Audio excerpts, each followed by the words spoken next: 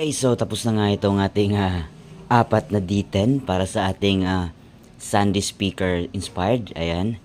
Okay, so matagal natin ito natapos guys. Gawa nga ng busy tayo sa ating day job. At saka meron ding mga orders.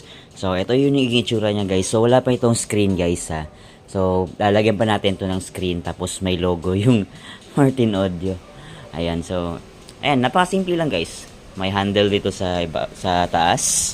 Tsaka dito din sa gilid. Ayan.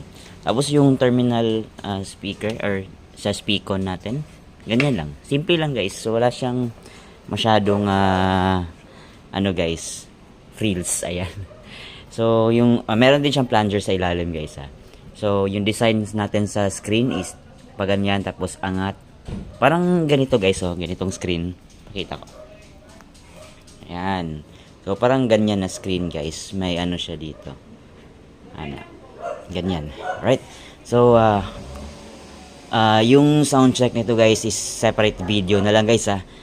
Okay? So, yan. So, till next project, mga Call of Duty Lights and Sounds.